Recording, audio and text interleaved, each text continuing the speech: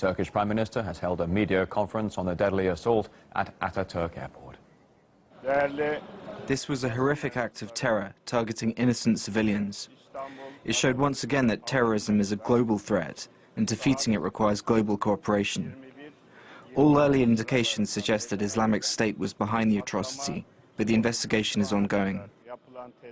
Binali Yildirim there suggesting that Islamic State is most likely behind that attack.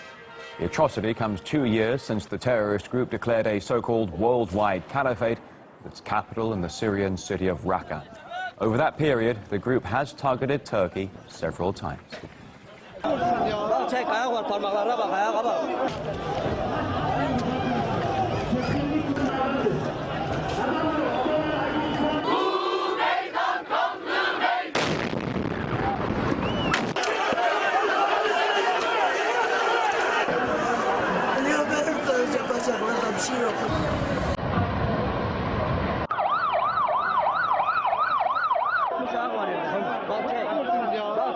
Despite Turkey frequently coming under attack from Islamic State, the country has been accused of being less than wholehearted in the real fight against that terror group.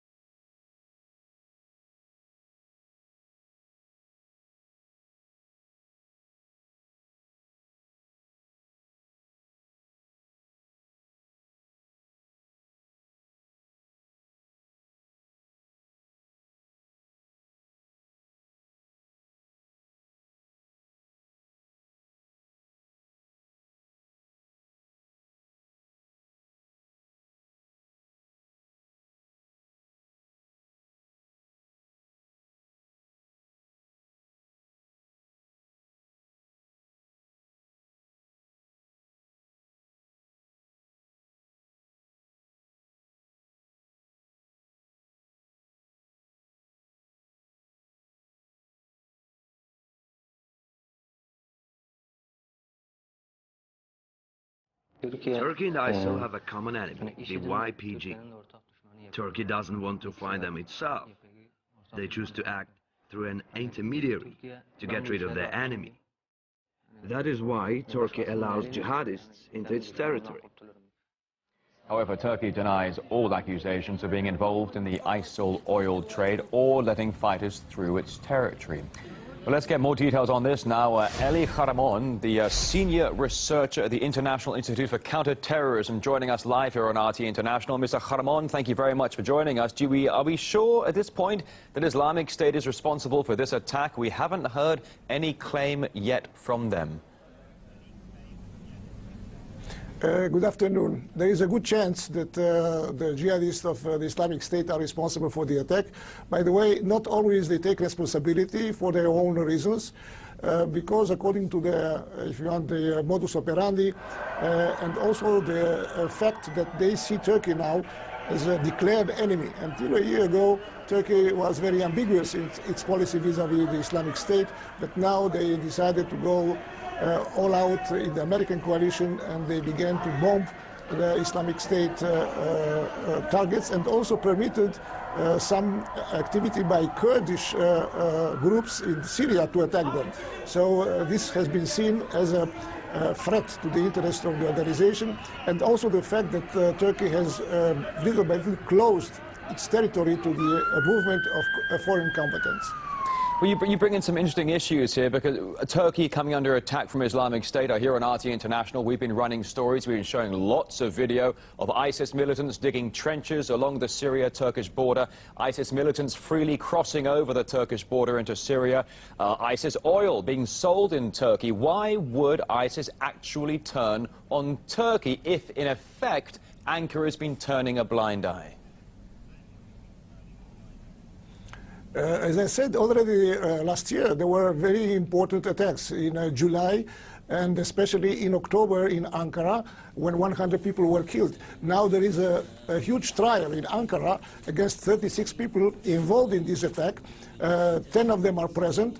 There are Turks and Syrians on trial, and they are indicted and probably very severe pace. So I think the ISIS decided that Turkey indeed is decidedly in the camp of the enemies, and they try perhaps to dissuade the Turkish government to continue this strategy, or perhaps to punish it for what happens just now. Now, what about in just the last fortnight, the last couple of weeks? Turkey's been on the move to mend relations with Israel and with Russia. As we know, Russia's been bombing ISIS very hard in Syria. Could that have angered Islamic State to you when you see Ankara cozying up to Tel Aviv and Moscow? Yes, by the way, there are tweets by jihadist circles, forums, that speak that this is one of the motivations, the fact that Turkey has mended fences with Israel and Russia, and by the way, also with Egypt. They began a kind of negotiations with Egypt, which is one of the main enemies of the Islamic State. But clearly, this kind of attack was prepared long before. It means that they have to prepare the team to take information about the security. So this probably was one of the motivations, but not the main one. The main one is to try to attack the regime in government in Turkey, but also, if you want, to influence the international community, because an attack on this kind of airport, which is very important for transit. Also, probably many Westerners, also probably Russians, were killed or wounded in this attack. So this has a huge psychological but also economic influence, including on the tourism and air traffic industries. As we know, the tourism industry in Turkey has been taking a massive hit now for the past number of months. Eli Karmon from the International Institute for Counter-Terrorism, thank you for your time, and thank you for joining us here on RT International today. Eli Karmon. My name is Eli Karmon. Thank you very much, sir. Pleasure. Thanks. Well, the Russian president has already expressed condolences to the Turkish people. We are following developments coming out of Istanbul. Do stick around if you can. More details to come on this breaking news on RT International.